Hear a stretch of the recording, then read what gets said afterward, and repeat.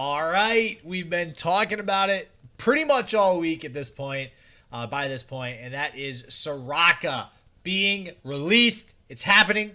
It's a thing. SORAKA's here. We got heels on heels on heels, and we are about to go ahead and go over all of these cards that they went ahead and spoiled on the Play Runeterra Twitter. So now we can win games just healing. This is going to be great. This is awesome. So, as always, my name is Justin, also known as Shit Just Works.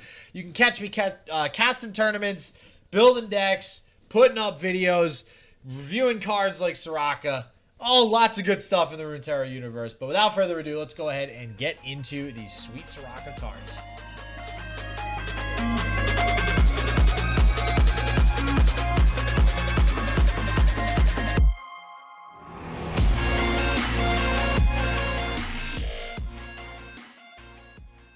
All right, and as always, we're going to go ahead and save the best for last, and that is SORAKA alongside her champion spell.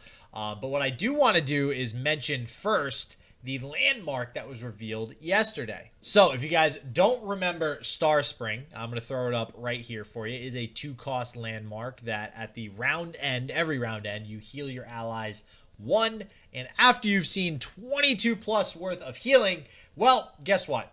You win the game. So this is definitely going to be a deck archetype. This is going to be really fun to see in the game. A totally new win con. Maokai brought a new win con. Now we have SORAKA bringing a new win con alongside this Starspring card. So with that said, let's go ahead and jump into the reveals. So first up, we have Stargazer. Stargazer, so this is a 4-mana 3/4. So if we do the 3/4 body like we usually do, we got Loyal Badger Bear as a 3-mana 3/4. So essentially, you gotta ask yourself, what are you paying that extra mana for? Well, in this case, when you heal a damaged ally, this is a constant effect that is always on the field. When you heal a damaged ally, give it a give, not grant. We've gone over this before. Give is only for the round. Grant is permanently. You give an ally elusive for the round. So now, suddenly, you have something like Starspring on the field that heals all your allies. They're all of a sudden elusive, which is a pretty big deal. So, you know, yeah, we have Starspring as a win condition, but are we going to see some elusive shenanigans again? I don't know. We'll see. We can get some pretty ginormous elusive cards if that is the case. So very excited to see this card. This is definitely a new sort of effect as well. It's not a whole lot of times where we see a card that has a continuous effect like this on the field. We do have things like Neverglade Collector, things like that that were prevalent a little while ago. So this will be interesting to see if this does see a fair amount of play. Overall, I like the card. I think it's good, but I don't know if the elusive win condition is really going to be the way that SORAKA wants to play. I think it's going to be kind of going all in on that Starspring strategy. Next up, we have, wow, and this is my, probably beyond SORAKA, obviously, this is my favorite card revealed here. Astral Projection is not only a 4-mana burst speed spell, but heal an ally 4, and again, give versus grant an ally plus 4 health. Wow. All right, so Fury of the North got nerfed. Fury of the North was +4/+4 give, not grant, so it was only for the round, 4-mana burst speed. So with this one, you are getting the 4 health. You're adding the additional 4 health, so you're getting that. You probably value that at maybe 2 to 2.5 mana. As far as, you know, what it would cost to get that stat line or to give that stat line. But on top of that, you could potentially heal them for 4.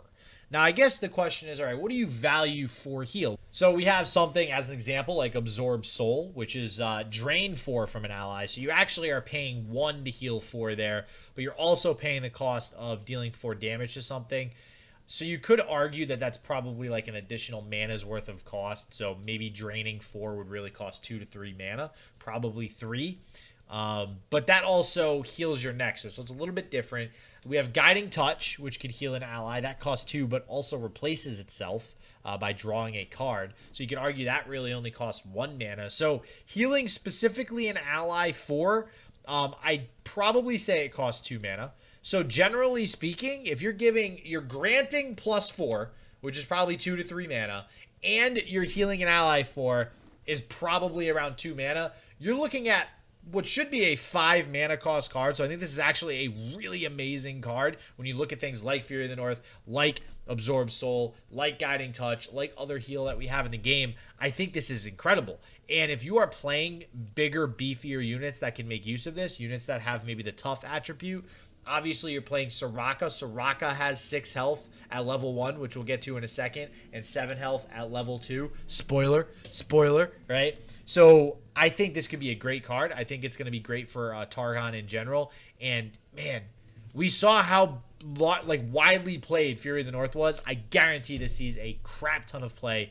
in some new Targon Soraka type strategies, maybe even some Targon Taric strategies. All right, and we just spoiled a little bit of the Soraka, so let's go ahead and get into it now. And again, keep Starspring in mind because this does seem to be the route that Soraka is taking, at least for the time being, as far as a win condition is concerned. So level 1, we have a 1/6 for 3. Okay, so right off the bat, that's pretty good stats for a 3-cost champion. That's currently the most health as a 3-cost champion. That's actually the most health as a 3 or 4-cost champion. You have to get into the 5-cost champions to hit 6 health, and even then, you're looking at Trundle, Thresh, and Swain as the only 5-cost champions that actually hit that health total. So very big advantage there, having that much health as a 3-drop. It will allow her to block pretty much anything that comes down early on in the game. And on top of that, when she attacks and she supports something, she heals it and herself by 4. So she essentially becomes a perma blocker, right? You're able to get her down. You're able to block. You attack with her. She's going to heal. You know, whatever blocks her will end up probably not killing her as well. So you'll just be able to heal again when she attacks. So she's definitely a pretty sticky unit as far as that's concerned. When you start comboing it with things like Astral Projection, you get a lot of heal really fast. So if we go ahead and keep Starspring in mind again, so even just 1 Astral Projection and then 1 attack with Soraka, that's 8 towards the 22. So suddenly there's a lot of heal happening real fast. And that was one of my concerns when I first saw Starspring was, well, how difficult is it going to be to get up to 22? But now with Soraka, that's basically 4 heal every turn as long as you're blocking something that deals 4 damage. And that definitely expedites the process just a little bit. Now, her level 2, so in order to level up, she needs to heal damaged allies 4+ times. So that seems pretty easy. So not the hardest level up ability if you are basing the deck around her. Her level 2 now is a 2/7.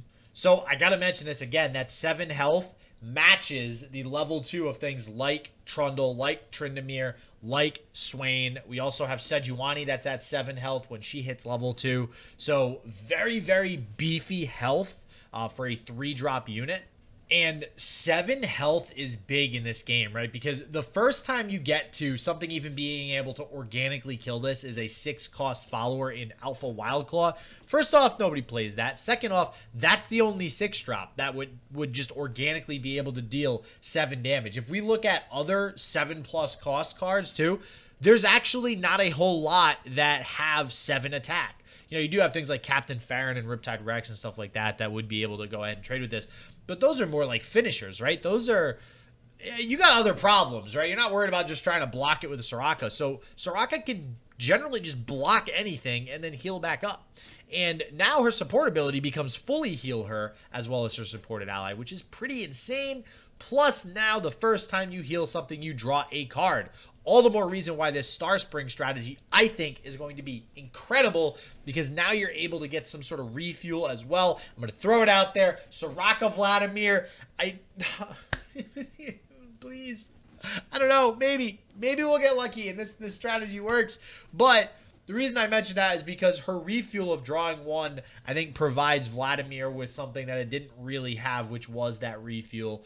Plus, now you're not nuking your field without a chance of it ever surviving because you do have things like Starspring and possibly Soraka to heal up your allies. Plus, obviously, Vlad has regen. So, overall, I think that might be an okay strategy.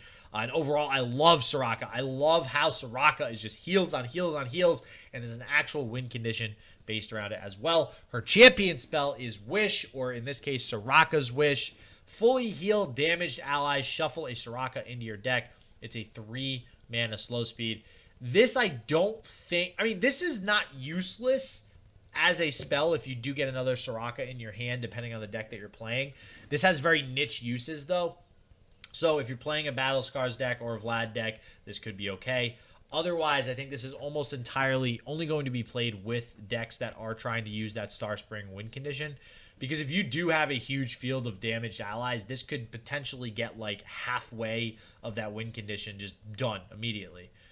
So if there's going to be some sort of maybe turbo Starspring win con that comes up where you're just trying to, like, by turn 5, go wide, damage everything, play a wish, and then you basically are already like close to winning the game plus a Soraka attack, maybe this could be good.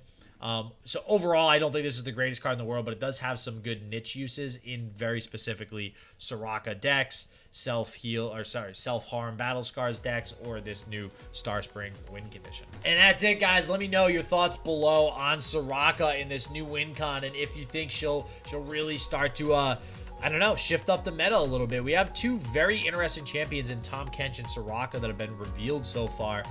Tahm Kench's video also on my channel if you want to go ahead and check that out. Be a card somewhere up there.